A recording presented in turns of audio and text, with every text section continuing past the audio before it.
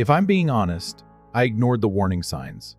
The first one came in the form of a ding, a bank notification, that popped up while I was knee-deep in back-to-back video calls, balancing spreadsheets like a caffeinated zombie. Something about unusual activity. I barely skimmed it before locking my phone and tossing it on the desk. Stupid. So stupid. Hours later, after my second cup of coffee turned cold and bitter, I finally checked, and I swear to God, I forgot how to breathe. $0. Every account checking, savings, even my so-called rainy day fund was empty. Gone. Drained like someone vacuumed up my entire life savings and left the shell. At first I thought it was some glitch. A bank screw up. I refreshed. Again. Nope. It got worse when I opened the transaction history. Luxury hotel bookings in places I'd never been. Designer stores I couldn't pronounce. First-class flights. And some fancy seafood place in Chicago that probably served oysters on gold plates. My chest tightened. My fingers started shaking as I scrolled faster, and then it hit me. It was her. I hadn't said her name out loud in years, but in my mind, it rang like a siren. Marilyn, my mother, the same woman I'd gone no contact with after therapy, boundaries, and a decade of chaos. You okay? I flinched. It was my best friend and coworker, Zoe, standing by the cubicle with concern written all over her face. I held up my phone without a word. She stepped in closer and gasped. "Is that your account?" I nodded slowly, heart still pounding. I think it was my mom." Zoe's mouth dropped open. "You still had that old joint account from college, didn't you?" My lips were dry as I nodded again. I never closed it. Thought it was harmless. She hadn't touched it in years. "I have to go," I muttered. "I need to go home." Now, I barely remember the drive back. Just the growing pressure in my chest like I'd swallowed cement. I kept picturing Marilyn's smile, charming to everyone else. Razor sharp behind closed doors. She used to call me dramatic every time I tried to set a boundary. She'd seemed better lately, more grounded. She sent a birthday card last year, first one in forever. I was naive. I let her back in, just a little. And she gutted me. When I got home, her car was gone. Everything inside the house looked normal. A half-eaten banana on the counter. Mail piled near the door. For a moment, I let myself hope I was wrong, until I saw the envelope, plain white, my name in her cursive. I already knew it was bad. "Dear Lex, I didn't want to leave like this, but I needed a fresh start. You'll understand one day. I'm sorry I'm understand." She cleared out every dollar I had and dipped like a thief in the night. I wanted to scream, and I did. One loud, primal, heart-shattering scream that echoed through the house. But there was no one to hear it. Just me, the hollow sound of my own breath, and a lifetime of disappointment. And then my phone rang. Unknown number. I hesitated. "Hello? Hi, is this Alexis Monroe?" "Speaking." "This is Benjamin Reyes, attorney for Mrs. Eleanor Monroe." I froze. "Grandma Ellie, I'm sorry to inform you she passed away last week. She named you as the primary heir. I've been trying to reach you. Everything stopped. My ears were ringing." Grandma Ellie was the only real family I ever had. The one who let me crash at her house in high school when Mom kicked me out. Who covered my first semester of college. Who always told me, "You deserve more, Lex." And now she was gone too? I'll come to your office," I whispered. Benjamin's office felt too expensive. Too heavy. The kind of place where serious things happened. I sat stiffly in the big leather chair, barely listening as he talked through legalese and estate details. "She spoke highly of you," he said gently. "Said you were the strongest person she knew." I nodded, throat too tight to answer. Then he slid a folder across the desk. "She left everything to you." I blinked. "Everything?" He nodded. "The house, the bookstore, all her assets, and a journal." He handed me an old notebook, the leather soft and worn. I opened to a page marked with a ribbon. "My darling Lex, I hope you never forget who you are, not what your mother tried to mold you into, but the real you. This inheritance is more than money. It's your freedom. Use it to build something no one can steal. And remember, sometimes snakes trap themselves. Just be patient. Love always." Grandma Ellie tears burned down my cheeks. My hands trembled as I shut the book. That's when Zoe walked in. slipping into the chair beside me. You okay? I shook my head. No, but I will be. That night, as I sat on my porch with the journal in my lap, something inside me clicked. This wasn't just about grief or betrayal. It was war.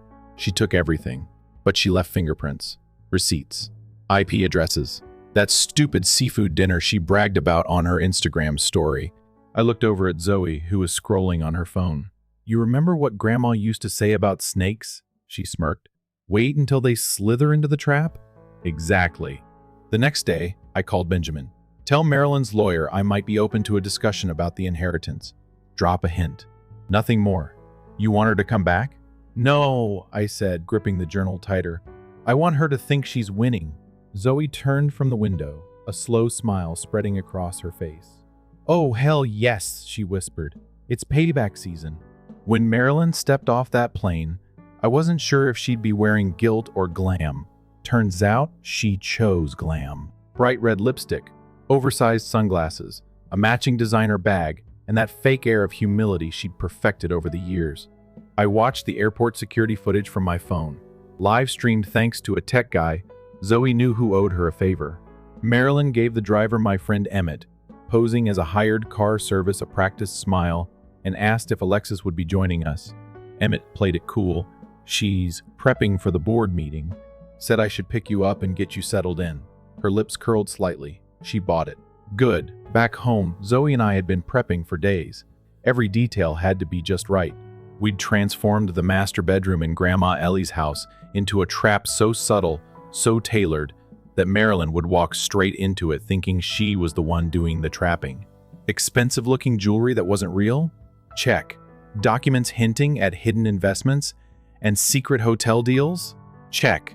A laptop filled with dummy spreadsheets and emails suggesting offshore accounts? Definitely check. Every drawer, every device, every surface had hidden surveillance. There wasn't a move she'd make that I wouldn't see. The house still smelled like Grandma's lavender diffuser. I kept it running. Part of me needed to feel her here while I dealt with the woman who drained my life savings and vanished. Zoe stood at the window sipping tea. She's 2 blocks away, she murmured. Ready? I nodded. I wasn't sure if I felt calm or completely numb. Maybe both. The front door opened, and in walked Marilyn, full performance mode. Lex, she said, stretching my name like it hurt to say it.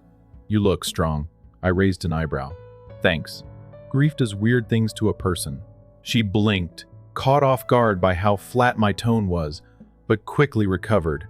This house, it still feels like Ellie's spirit is here. She always had such taste. Her eyes swept the room like a cat hunting. When I led her to the master bedroom and opened the door, she actually gasped. Oh, Lex, this is gorgeous. Is this? Yours while you're here, I said smoothly. Thought it would help you feel comfortable while we figure things out. She touched the edge of the velvet chair by the vanity, fingers lingering like she was already mentally packing it into a suitcase. You're being so generous. I'm trying to honor Grandma Ellie's legacy, I replied, keeping my voice steady. Later that night, I watched the footage alone. The moment the bedroom door closed, she got to work. First, she opened the closet, pulling out clothes and checking sizes. Then she tried the safe 3 wrong guesses. After that, she went straight for the laptop. I could see the light from the screen reflecting off her glasses as she scrolled through the fake emails and investment files. She was completely hooked. Her phone came out and she started snapping pictures. I smiled to myself.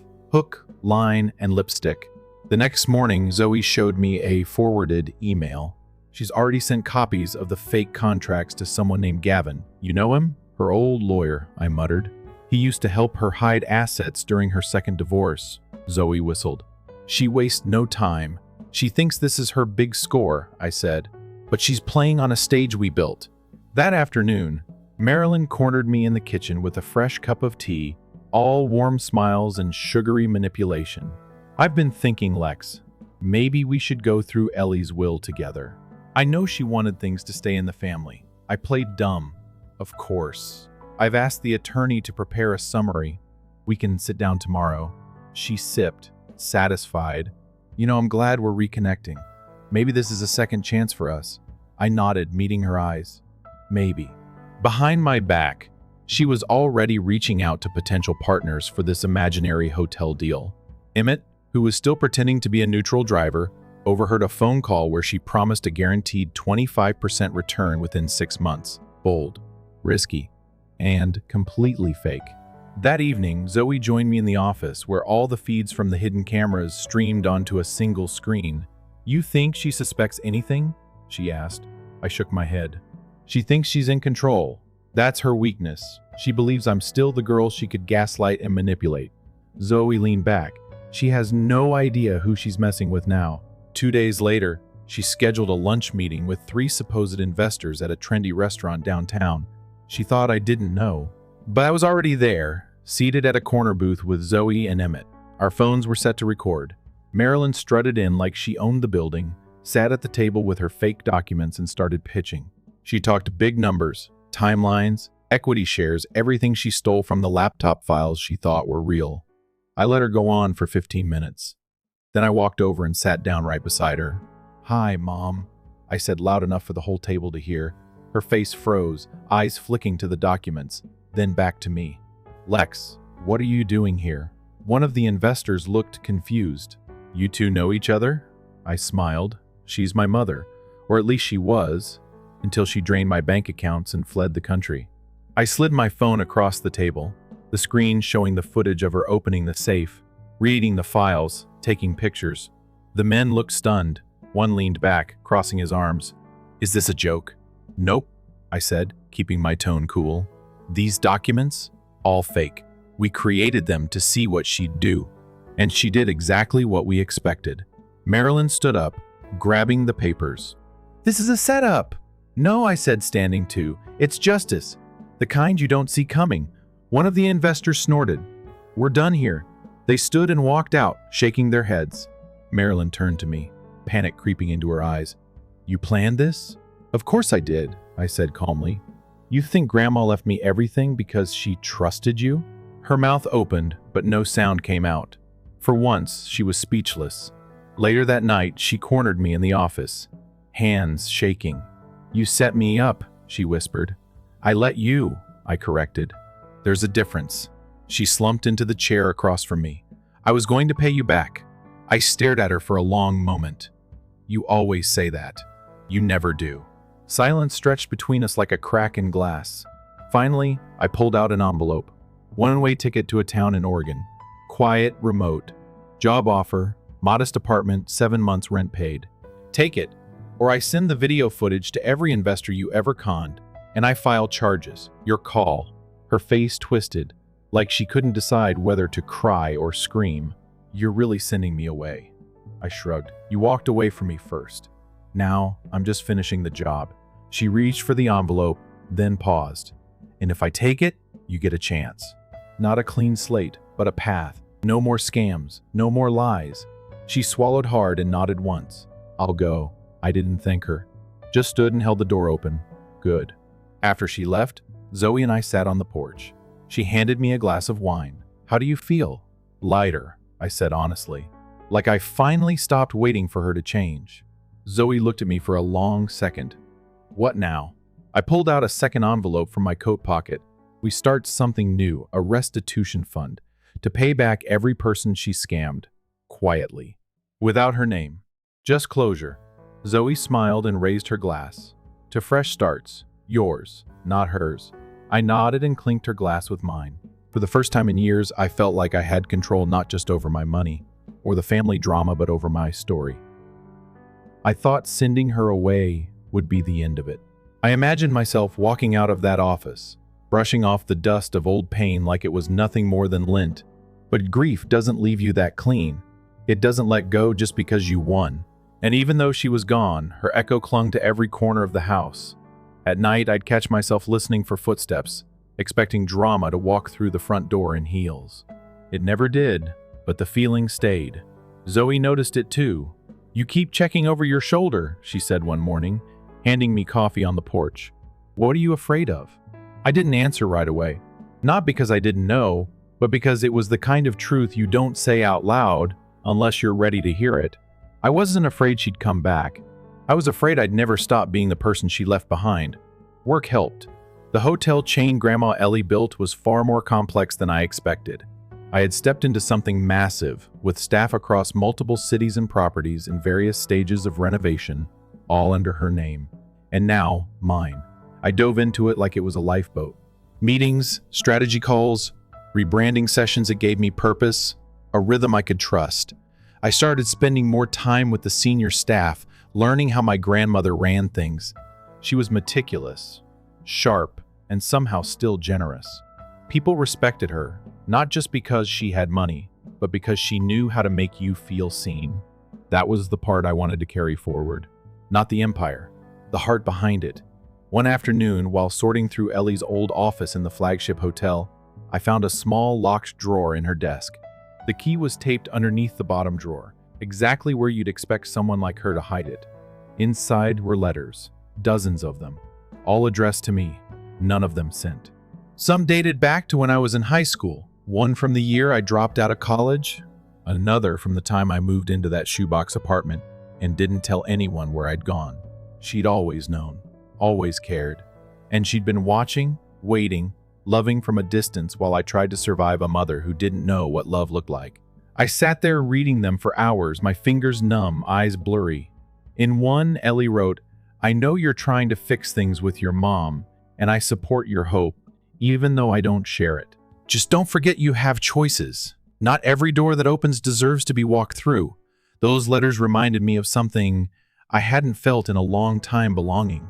Not the kind tied to blood or guilt, but the quiet kind. The kind that says, you're not alone, even when it feels like you are. That night, I went home and pulled out the journal she'd left me. I started writing in the blank pages at the back. Not for revenge, not for records, just from myself. A letter to her, telling her everything. How I felt after Marilyn left. How it felt to win but still ache. How scared I was that I'd always carry my mother's shadow, even while standing in Ellie's light. I wrote until my hand cramped, and when I was done, I felt different. Not fixed. Just steadier. The restitution fund Zoe and I started was gaining traction. We launched it quietly through one of the foundation arms Ellie had created years ago. No press, no headlines. Just quiet payments made to people who'd been scammed by my mother over the years. There were more than we expected. Victims in different states. People who'd invested in fake ventures or lent money that never came back. We created an anonymous system where they could submit claims, and our team reviewed everything with care. Some were real, some weren't. We verified, then paid. Slowly, one envelope at a time. Zoe said, "You know you don't have to do this. No one would blame you if you just moved on." But I couldn't. Not when the damage had my last name on it. At the same time, something else started to shift. I began to make real connections with the staff, the managers, even with some of the vendors. Not the polite, surface-level kind, but actual conversations. People started calling me Ellie's girl, in a tone that sounded more like respect than pity. I didn't correct them. In many ways, I was. I took Ellie's vision and added to it. We opened a training program for women recovering from financial abuse, hiring them into admin and customer service roles across the hotels. We started a quiet scholarship fund focused on women in unstable homes, kids trying to get out and up. People noticed. Not on a viral level, but in the spaces that mattered. Word of mouth, gratitude, progress. Still, Marilyn wasn't completely gone. She sent postcards. The first one arrived 3 weeks after she landed in Oregon. It had a picture of a forest and a handwritten note that said, "It's quiet here, sometimes too quiet, but I'm trying." I didn't respond. The second one was more raw. "Got a job at a bakery, I burn everything. The manager says I'm stubborn. I think you get that from me." I almost laughed at that one. She'd always twisted facts to make herself the hero or the victim. Never in between. Then came the third one. "I met someone. Not like that. A woman named Cheryl. She's blunt and kind. Told me I remind her of her sister who disappeared into addiction. It made me think about you, about the things I never said. I'm not asking for forgiveness. Just hoping you keep the door cracked." I stared at that one for a long time. I wasn't ready to reply, but I didn't throw it away either. Zoe noticed me reading it one night while we were reviewing applications for the new scholarship. "Another postcard?" I nodded. She didn't press. She just passed me a glass of wine and said, Some people only get better after they lose everything. I held the glass in my hand, thinking about that. Maybe that was true. Maybe Marilyn was trying, for the first time in her life, without leverage or manipulation. But even if she was, I knew my healing wasn't tied to her growth anymore. I had built something without her. A life, a mission, a home. One cold morning, I went back to the old house for the first time in weeks. I walked through the quiet rooms, letting memories pass over me like wind. I ended up in the master bedroom, the same room where we set the trap. It looked different now, less like a stage, more like a memory. I sat at the vanity and looked at myself in the mirror. For the first time in a long time, I didn't see a daughter trying to earn something.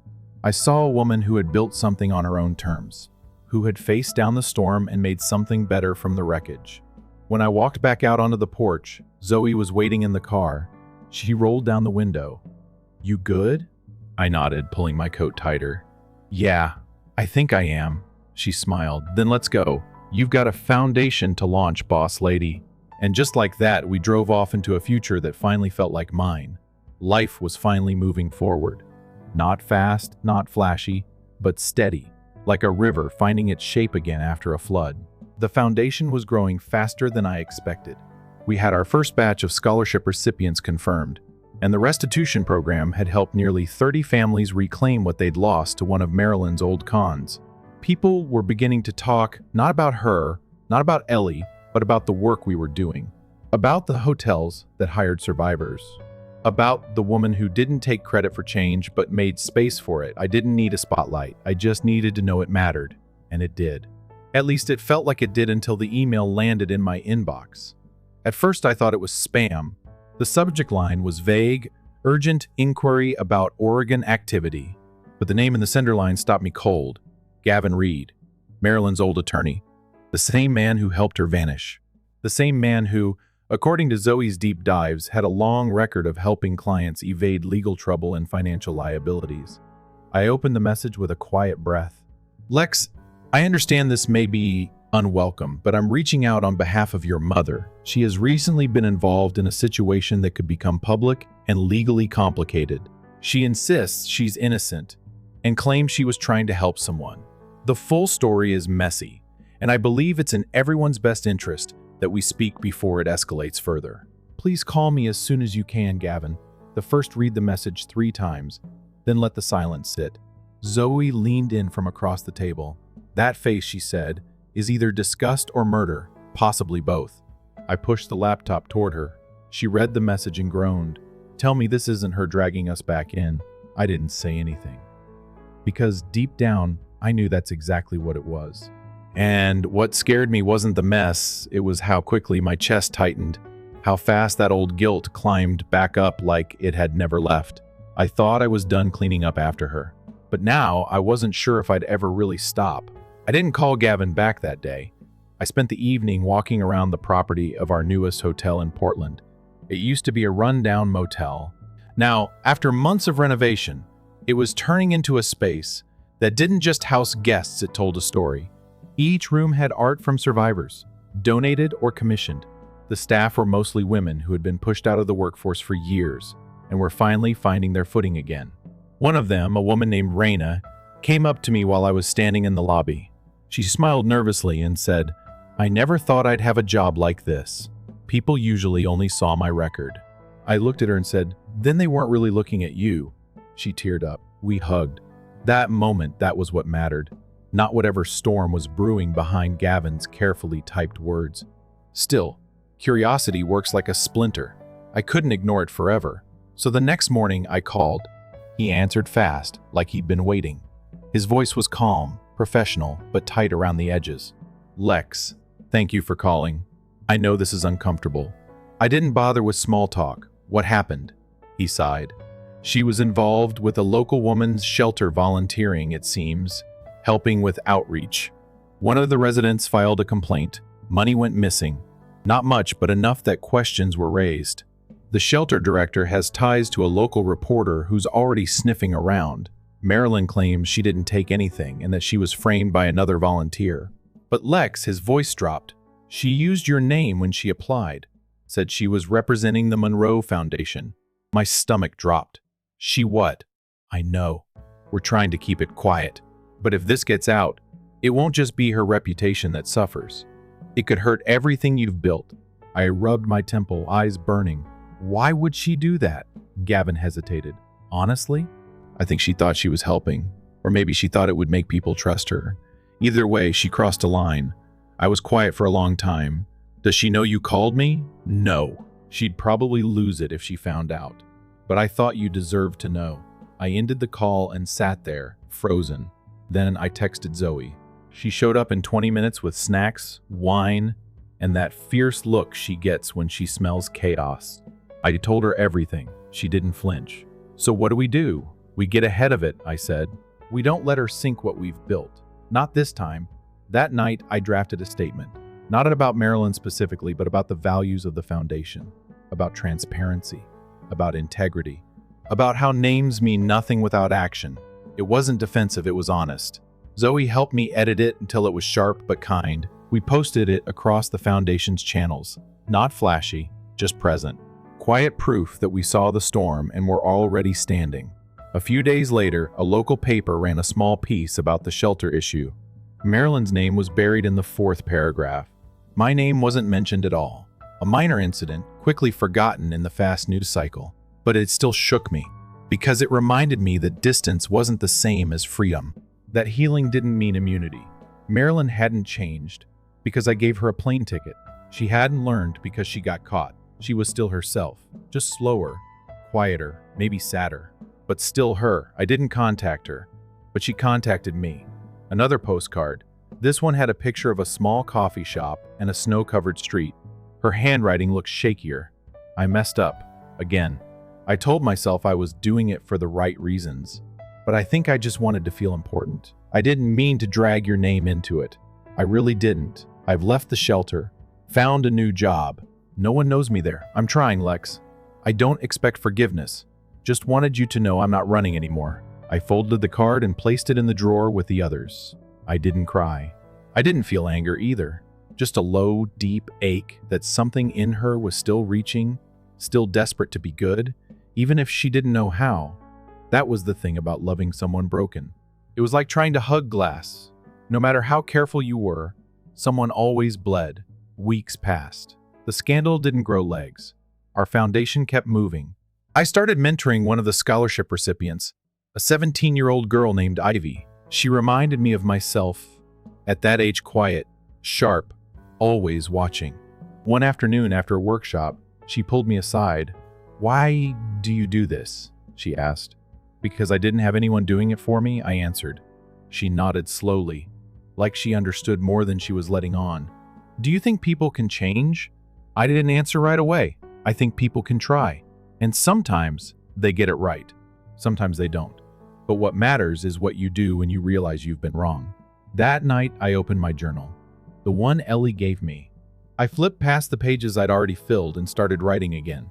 Not about Marilyn. Not this time. About the foundation. About Ivy. About what it meant to build something from broken pieces and still have it stand. I wasn't writing for closure anymore. I was writing because I finally had something worth remembering. Not revenge. Not pain. Just progress. There's a specific kind of quiet that happens after a storm. Not the peaceful kind, but the heavy silence that settles when you realize some damage can't be undone. That's how it felt weeks after the Oregon situation faded into obscurity. No headlines, no police, just rumors. Still, that silence made space for reflection, and in it, I started to feel something shift, not in the world around me, but inside. I wasn't just holding distance from Marilyn anymore. I was holding questions. What would it take to finally let go of the version of her I kept hoping she'd become? The version who apologized the right way. The one who showed up clean, whole, redeemed.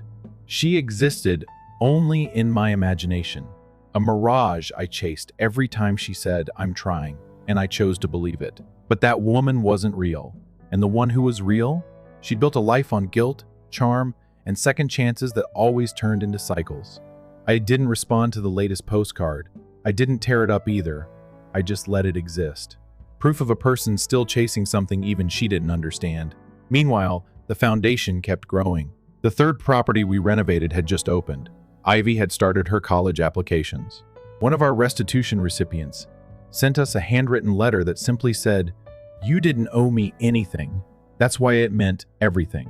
I pinned it to the board in my office, a quiet reminder that sometimes healing is just making space for someone else's dignity. Then came the letter. Not from Marilyn, from a lawyer in her new town.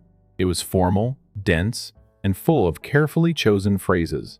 Apparently, Marilyn had listed the Monroe Foundation as a character witness in a small claims case involving a dispute with a landlord. She'd never told us, never asked permission.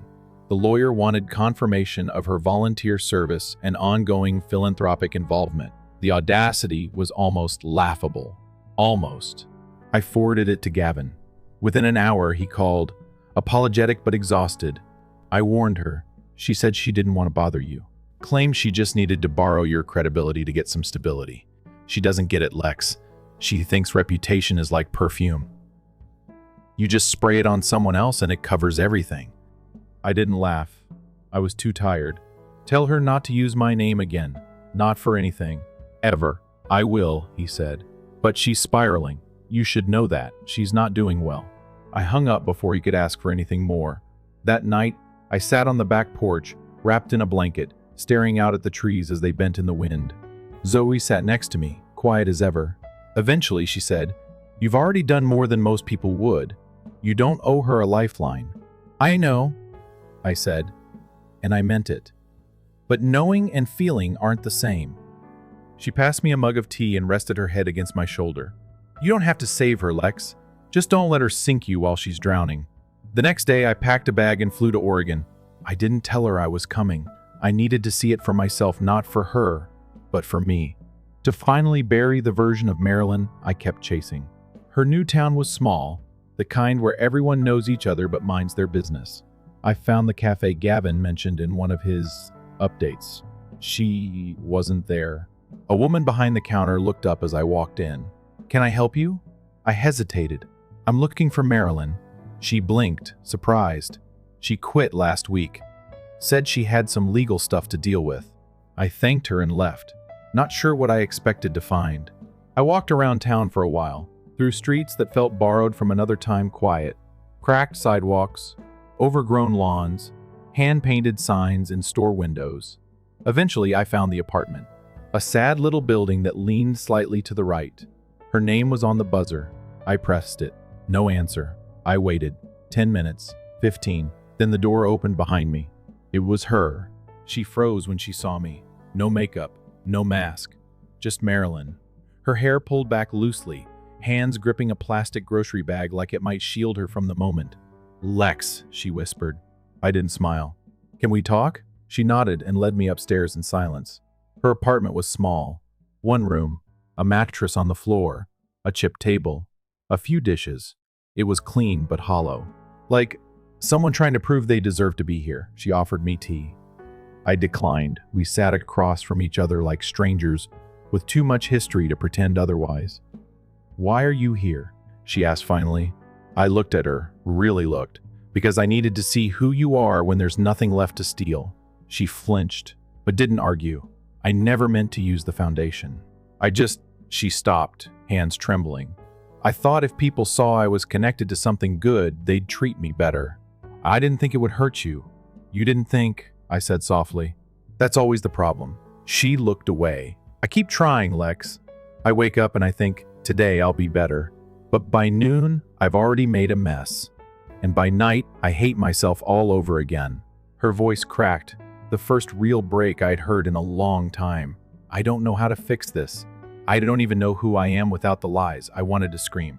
I wanted to say, then why keep doing it? Why drag me back again and again when I've spent years climbing out of the pit you made? But I didn't. Because in that moment, she didn't look like a villain. She looked like a woman who never learned how to live without chaos. And maybe that was the real tragedy. I reached into my bag and pulled out an envelope. Her hands trembled as she opened it. Inside was a letter, typed and signed. A legal declaration. It stated that the Monroe Foundation held no association, past or present, with Marilyn Monroe, that any misrepresentation would result in formal legal action. She read it, her eyes filling with tears. "You're cutting me off." I didn't blink. "No, I'm cutting myself free." She nodded, slowly, painfully. "Do you think I'll ever get it right?" I stood. "I don't know. That's not mine to answer anymore." I walked toward the door. Before I left, I turned back. "But I hope, for your sake, you stop waiting for someone to save you." I left without looking back. On the flight home, I didn't cry. I didn't feel triumphant either. Just clear. I had finally stopped fighting for a mother who only knew how to survive by taking. And I was done being a casualty of her survival. When I landed, Zoe picked me up. She didn't ask how it went. She just handed me a sandwich and turned up the music. That night, we toasted with cheap wine and curled up on the couch like sisters who'd built their own house from ash and grit. I opened my journal again, flipped to a blank page, and wrote 4 words in the middle: "I am finally free." There's a strange stillness that comes when you finally stop carrying someone else's weight. It's not relief in the way you expect, not a burst of joy or victory. It's quiet, like the first moment after a long storm when the rain stops and you realize your shoulders aren't tense anymore. That was the morning I woke up after the Oregon trip. No phone buzzing with crisis, no drafts of statements to manage fallout. Just sunlight coming in through the kitchen window and the smell of Zoe's coffee already brewed. She greeted me with a simple nod, the kind that says, "I know," without needing to ask. We didn't talk about Marilyn. We didn't need to. That part was over. For the first time in years, I wasn't waiting for the other shoe to drop. The foundation was thriving.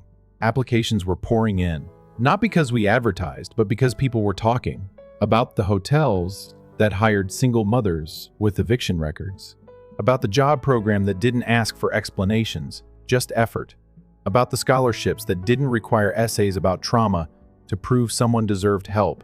I hired a small team to handle logistics, but I stayed involved in the interviews. I needed to meet them, the women who'd been told no so many times they forgot how to ask. Ivy got into her top choice school with a full ride. She sent me a voice note, crying and laughing at the same time, saying, "You gave me a way out." I listened to it 3 times before saving it in a folder labeled proof, because that's what this was. Proof that we could turn broken pieces into blueprints. One weekend, Zoe and I flew to Chicago to scout a property, a rundown bed and breakfast that smelled like pipe rust and lost ambition. I walked through the hallways, touching the chipped banisters, picturing it filled with warmth and laughter. I saw more than a building. I saw possibility. I saw a place where someone could start over without shame. We bought it 2 weeks later. The same week, we finalized our first round of Survivor-led training workshops. Raina, who used to flinch when spoken to too loudly, was now leading onboarding for new hires. She texted me a photo of herself holding a binder with the Monroe Foundation logo. Her caption read, "I look like someone I would have been scared of a year ago. Thank you for showing me I could become her." I stared at that picture until tears blurred my vision. Then I added it to the proof folder, right beside Ivy's message. I hadn't heard from Marilyn since Oregon. No postcards, no calls, no accidental mentions. Gavin sent one final update: she'd moved again. This time to a town on the border of Utah. Working part-time at a bookstore. Quiet, keeping her head down. He didn't know why she moved. He didn't ask. Neither did I. I didn't feel anger. Just a distant kind of compassion for someone who finally realized they couldn't follow me anymore.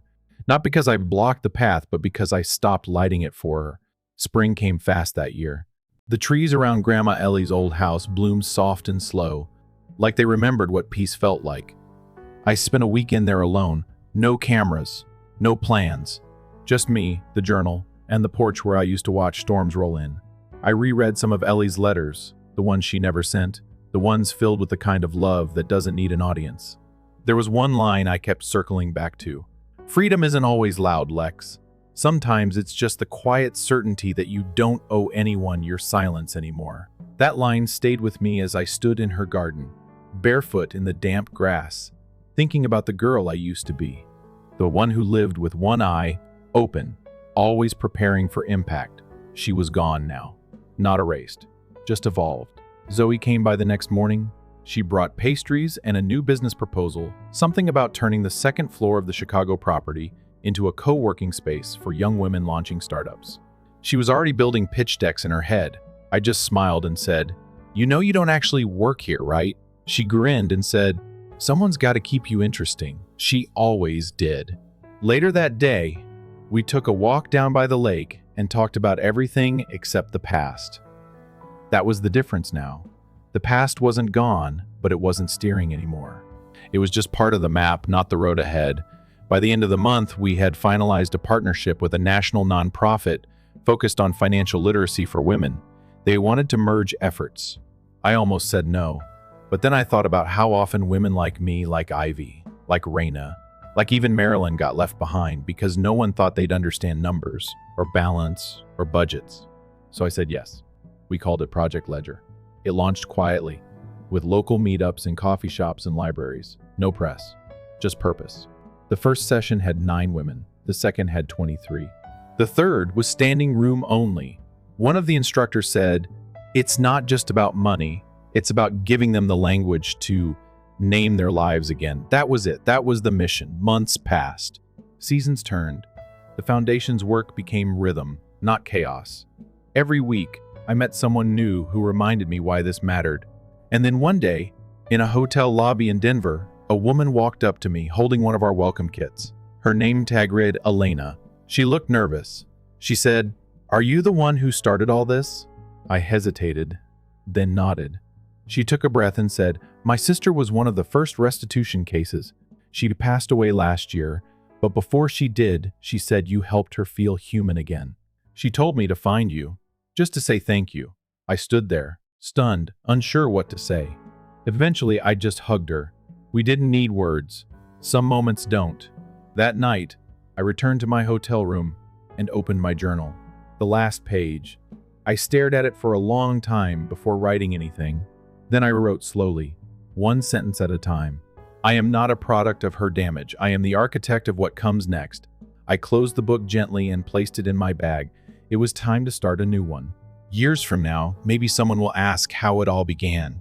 Maybe they'll expect a dramatic answer, some big bang of betrayal and revenge. But the truth is, it didn't start with loss. It started with a question. Who do I want to be when I'm no longer defined by what they did to me? That question shaped everything that followed. Not vengeance, not validation, just clarity. And if someone else finds this story one day looking for permission to walk away, to begin again, to build a life without apology, I hope they know they don't need permission. They just need to begin. Because healing isn't a finish line, it's a direction. And I'm still walking. Story 2 with my buddies. I'm excited to have a great time on a vacation. It's all because of your credit card. James phoned me all of a sudden. He has been coming home late lately, appearing apprehensive about our house and having covert phone calls with Sandra. I began to question whether he had been preparing something covert. All this time, I suspected Sandra and James were planning something together. Luckily, I was prepared for anything they had in store. Perhaps I should pretend to be surprised. "By yours, what do you mean?" I wanted an explanation, so I asked. James was going on a trip today, and I already knew that. To be honest, I think it's incredible that he believes he can fool me. I wish he had given his idea more careful consideration. So far, I've been patient with everything. Nevertheless, I feel compelled to do retribution now. I've always had a vengeance scheme in the works. We need to confront James and his sister. I think that by the end of today, after all of our patience, things will begin to make sense. I hope they have a great trip without realizing I have someone working behind the scenes. I'm Kelly Brook, and I'm 36 years old. After high school, I immediately started working and moved into a house with my husband, James. I've obtained many certifications in my organization because of my experience and a reference from my supervisor. A strong track record, and these credentials are very important. I was the youngest person in my organization to ever be promoted to a lead role, so it was quite an accomplishment when I was around 23. It's a significant issue to me, even though it's only a leadership post. My hidden ambition has always been to move up the corporate ladder and eventually become at least a department head. James was one of the newcomers the organization accepted over time. I was younger than him, but I was in a higher position at work. It was my responsibility to train James and 3 other new hires, for a total of 3 trainees. We're around the same age, aren't we, Kelly? You're a supervisor already, too. That's incredible, said James, looking surprised. I may be a year or so younger, yes. Since I made the decision to graduate early from high school, I have been employed here. I've gained a lot of experience from it, I said. My early professional concentration appeared to please James. He used to compliment me a lot back then. James eventually started to express interest in me, and despite my initial reluctance, I eventually found myself falling in love with him. After going out to eat and taking drives together, our relationship took a typical turn, and finally we made the decision to move in together. I became aware of James's less careful behaviors when we were living together.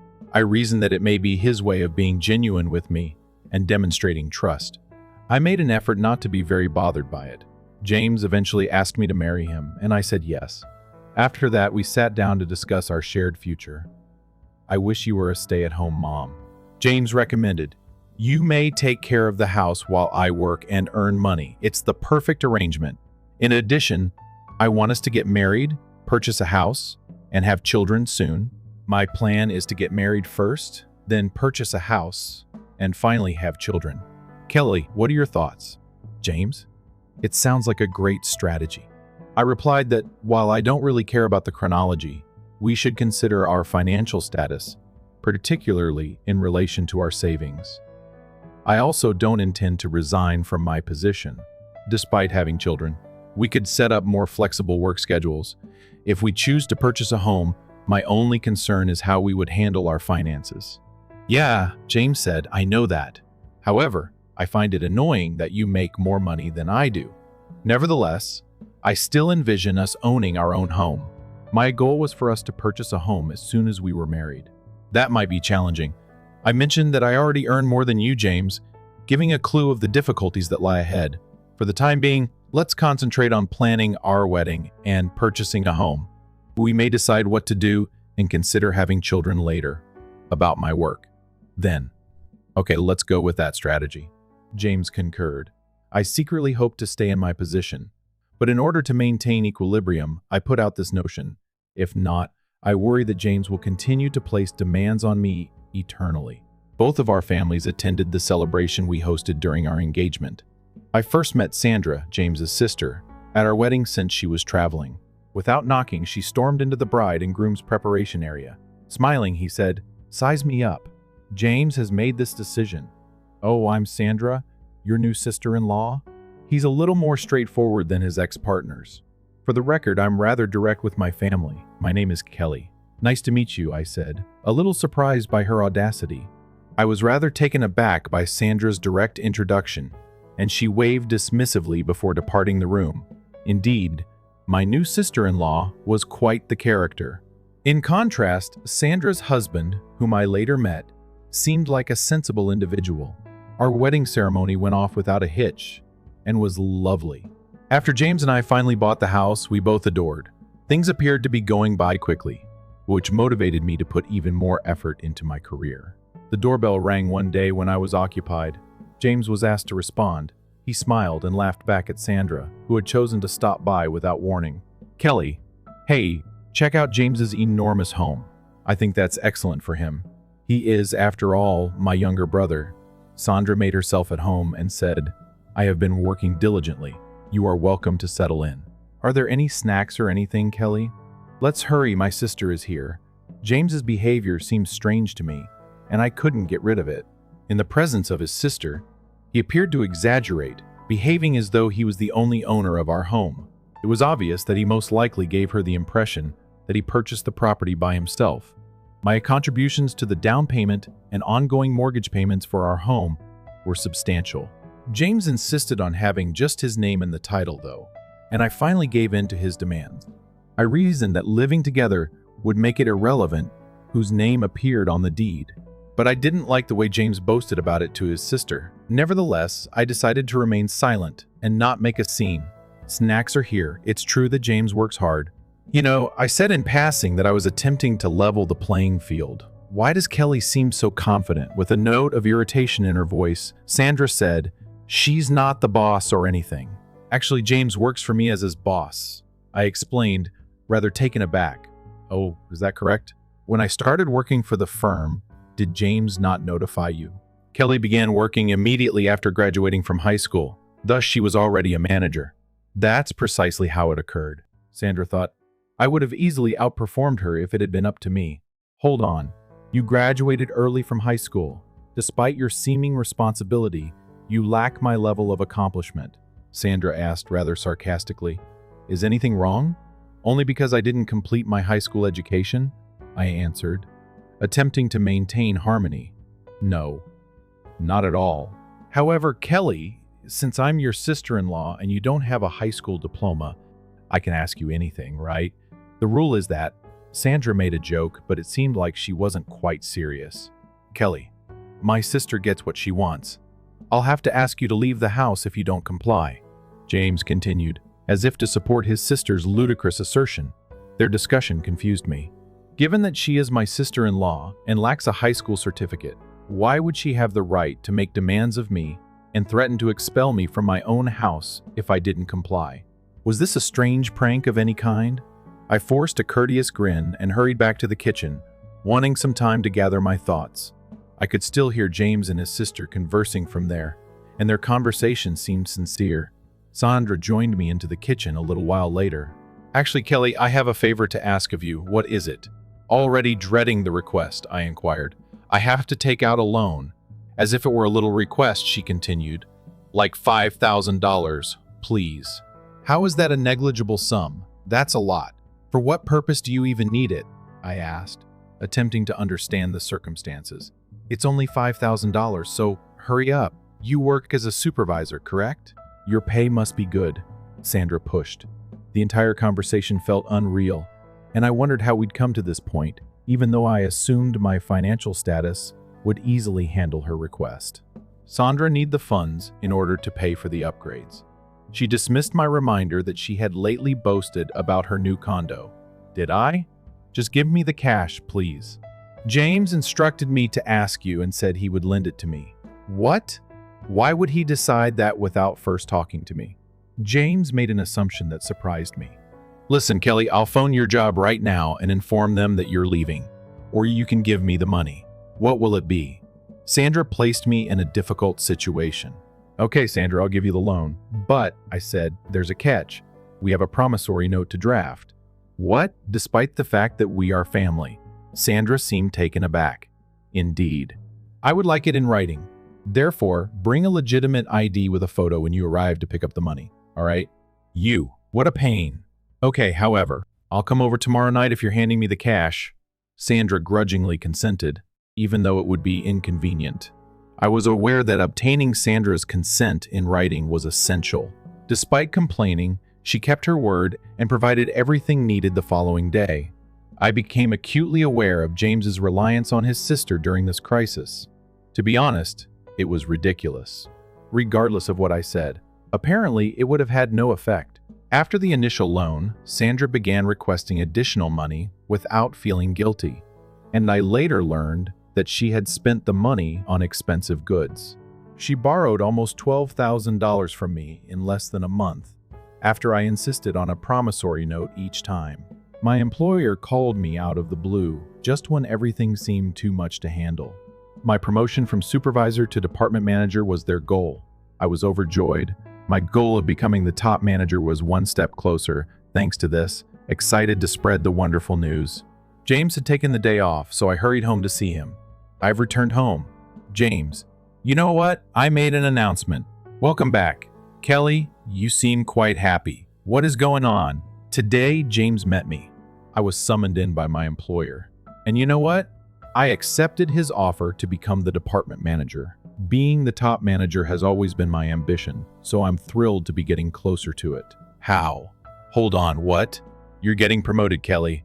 James's response highlights a day full of discovery and reaffirms my dedication to my work ambitions among the family stress.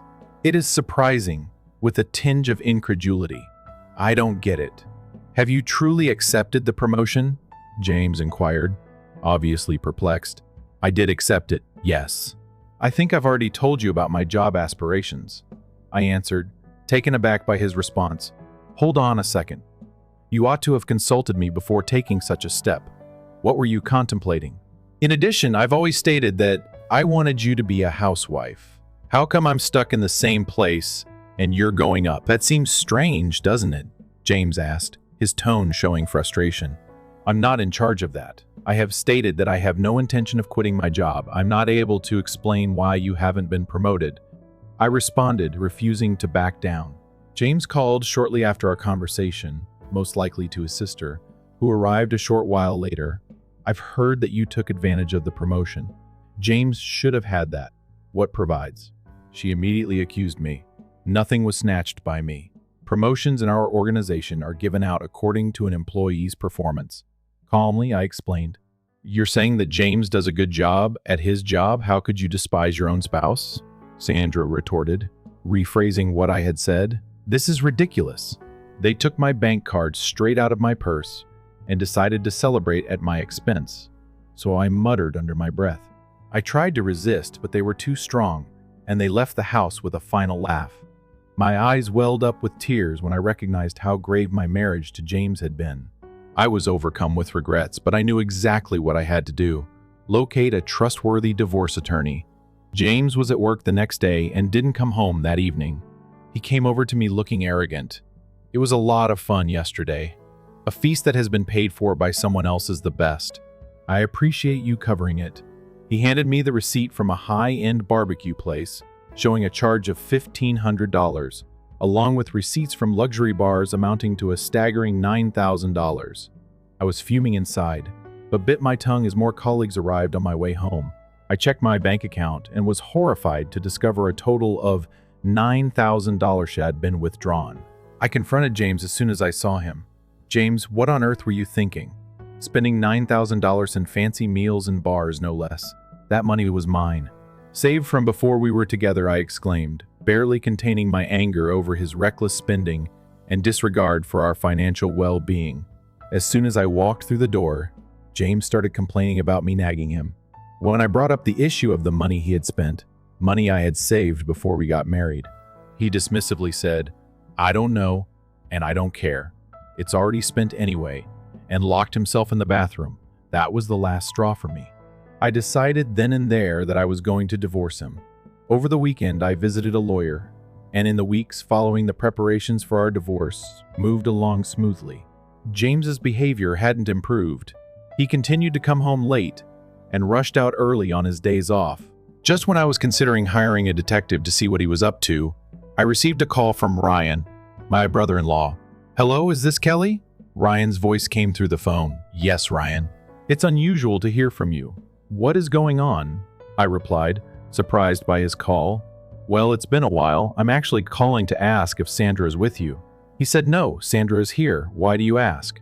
I was curious. She's been coming home late and disappearing on weekends without telling me where she's going. She mentioned she was at James's place when I asked her yesterday. Ryan explained. That's interesting. James has been acting similarly. They might be going somewhere together, but frankly, it's no longer my concern. I shared, distancing myself from the situation.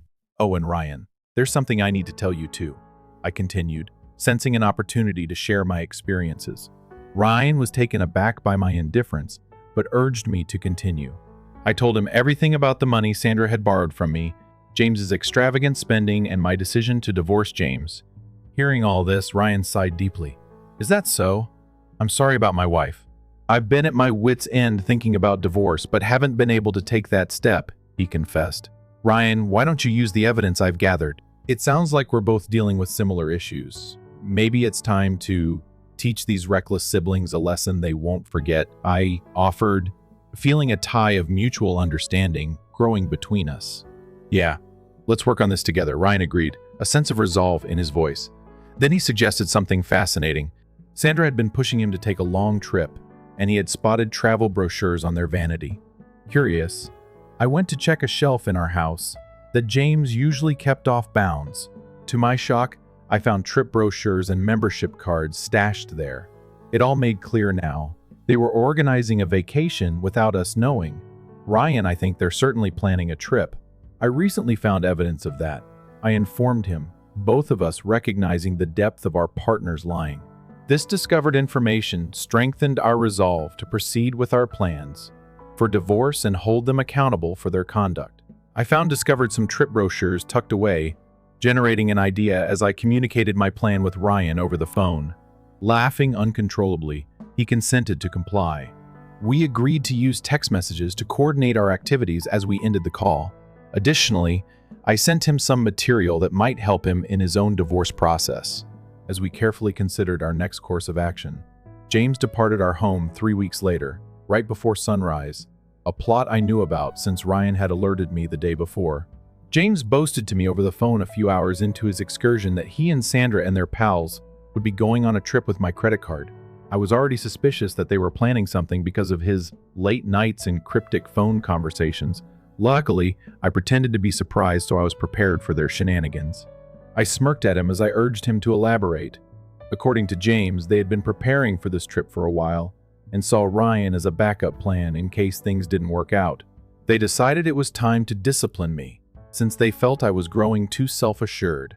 According to him, James's remarks were intended to denigrate me by implying that I was incapable of resisting their tactics, but I was too upset and furious to care. I didn't feel anything. I asked James about his previous remark about my fiddling with the debit card and his delusions of winning. Bewildered, I gently told James that my card was still in my wallet despite his insistence that he had stolen it. After a little pause, he stammered, wondering which card he had boasted about using. He was shocked when I told him that he had unintentionally taken one of my old gym membership cards. It was the same size and color as my debit card. When James verified that the card did indeed state Fitness Club, he realized his error and started to wonder if he had misread the cards. Ryan, who had been hearing in on speakerphone, couldn't help but laugh amid this uncertainty. James's ambitious scheme to spend money on me had fallen apart due to a straightforward error involving a gym card.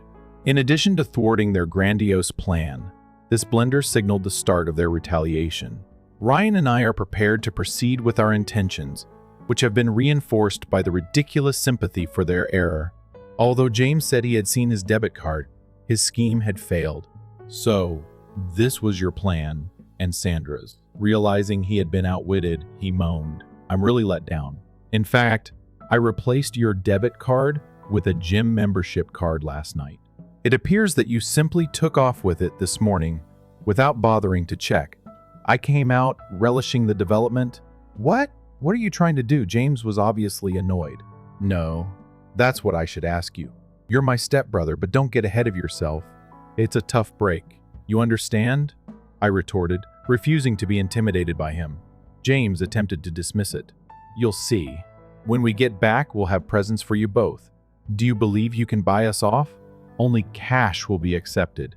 He bluffed. We'll investigate that. Anticipate it. I ignored his remark and concentrated on the current circumstance. What will you do at this point? Can you send us some cash, Kelly? At last, James inquired, his voice shifting. That's where I hung up. His post-call message. Ryan's attempt to scare me by involving him was met with indifference. Before I went back to sleep, did I say that? There were so many missed calls and texts on my phone when I got up in the afternoon. After phoning Ryan, I chose to answer James's call. Hey, send the money at last, please. It's freezing. We're gonna freeze, I believe. James begged. It was obvious why they were uncomfortable. They were in Alaska in February. The cold there is biting, and if James and his group were complaining, it meant my plan had worked perfectly. Really? You stated Ryan would assist, right? Or is he not there? I played along. What? Are you aware of anything? James was clearly confused. Shall I tell you? Ryan and I agreed to work together since you and Sandra did. It's pretty easy, I said, relishing the irony of the circumstance. Is it clear to you now why I kept you on the phone for so long on that initial call? The purpose was to purchase time. Ryan, too. He's taken another aircraft back here. James appeared to be very affected by the information. Far from the opulent retreat they had hoped for, our well-coordinated reaction to their plan had left them trapped in the cold. In addition to stopping their scheme, I was pleased with Ryan and myself for standing together against their dishonesty. I concluded the call with a direct message to James as soon as I got confirmation that Ryan had boarded his trip home. We've teamed up to provide you a lesson. Now, navigate back on your own. See you. I hung up after saying that. I'm eager for Ryan to come back. In order to schedule our last meeting on the divorce before James and his friends could return, I used this time to call my lawyer. When they returned, I expected the confrontation and wanted to be ready. As expected, James and his crew showed up a few hours later, full of outrage. "What the devil, Kelly? You had best be prepared to go. Hasn't Ryan taken your side? What makes you come back before us? This is not possible. Do you believe this is acceptable to me? Now apologize. Close it and take a seat." Ryan stepped in. James and his companion were ordered to sit by his normally quiet voice, which was now booming. Right away, they obeyed, startled into quiet by Ryan's command. Without any delay, our lawyer handed James and his companion his business cards, which they received with a bewildered expression. Without more delay, Ryan and I handed them a pile of documents. As they perused the documents, their complexions drained of color. Their bewilderment gave way to shock. "Hold on. This discusses property division. One take it that you're not advocating for a divorce?" James stumbled, his tone tinted with skepticism. "It's also available online. Divorce? What exactly did I do? Surely this must be a joke." James's skepticism was shared by his pal, looking for confirmation from one to the other. "Yes, exactly," Ryan said in a decisive tone. "I'm going home. I'm done. You made the call during your alleged vacation, and I've been recording your daily outbursts ever since. James, I take it that you don't see the issue with your actions?" "I can't continue to live this way." "Hold on, are you serious?" As the reality of upcoming divorces started to set in, James's voice was tinted with a sudden understanding of how serious the situation was. The roles had completely reversed, and Ryan and I were standing side by side, prepared to leave the mayhem they had caused behind. "Didn't I mention it earlier? I want back the money you saved when I was single, as well as half of the down payment we placed on the house and the remaining mortgage balance." I told James exactly what I wanted. I turned to Sandra and said, "You're going to pay me back for the money you borrowed and the extra amounts you took out from my savings with James, aren't you?" Sandra made an effort to deflect. "Hold on. The house was purchased by James, and I never borrowed or used any of that money." "Sandra, you are falsely accusing me. Kindly go over the materials. The precise amount you owe is detailed on a promissory note." Undeterred, I made the point. "No, I have no knowledge about this. Without evidence," she said, trying to minimize the gravity of the facts. "I'll just dismiss this as useless." Sandra and James both responded hastily. With arrogant expressions of defiance, Sandra tore the paper to pieces, and James smashed the recorder with his foot. "James, take a look. Nothing changes if you destroy that recorder. My PC still has the info saved. And it wasn't the original document, Sandra, that you destroyed." I gently explained.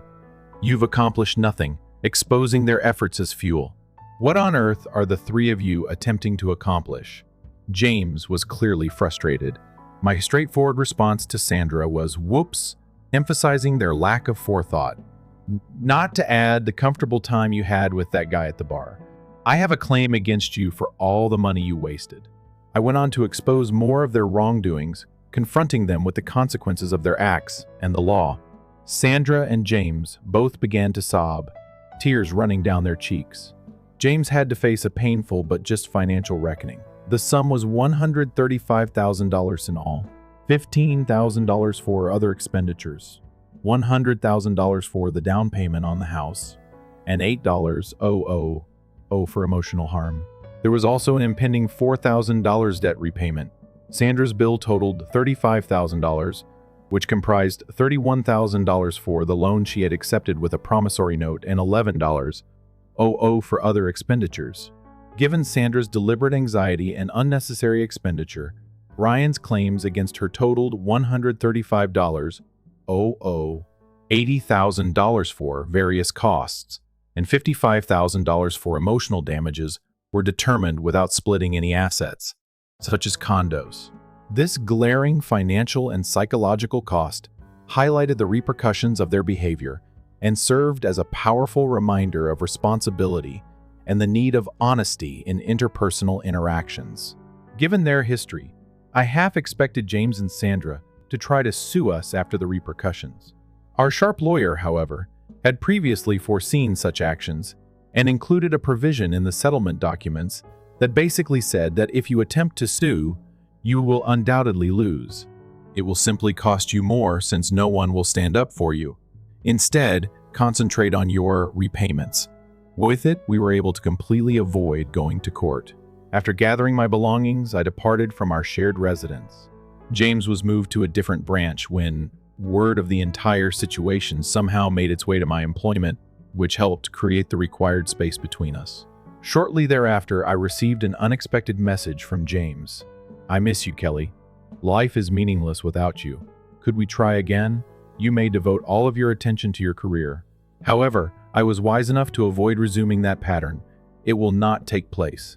"Goodbye," I said firmly. Sandra then arrived, attempting to use the family card. "Think it over, Kelly, about my brother. What if we all move back in together? Perhaps we simply misinterpreted one another. I believe there is room for improvement." I was equally determined to respond to her. "It will not happen, Sandra. I apologize. Farewell." Despite their entreaties, I refused to back down and ended all communication. It turns out that Ryan too got similar appeals but decided to disregard them. I once saw a for sale sign outside my former home while driving by it in a cab. I had no idea how James and Sandra were doing, and I didn't want to know, because the settlement had been paid in full and all communication had been cut off. In my case, I've advanced and moved on. Literally. I moved into my new life after purchasing an apartment. I just received a promotion to regional director, a position I had long desired, and my work has been amazing. I've also become closer to Ryan, discovering compatibility and comfort in one another's presence. We've gone out a couple times and found that our encounters are surprisingly easy. After the divorce, life has significantly improved, verifying that I made the correct choice. What has transpired between Ryan and me is a story for another day.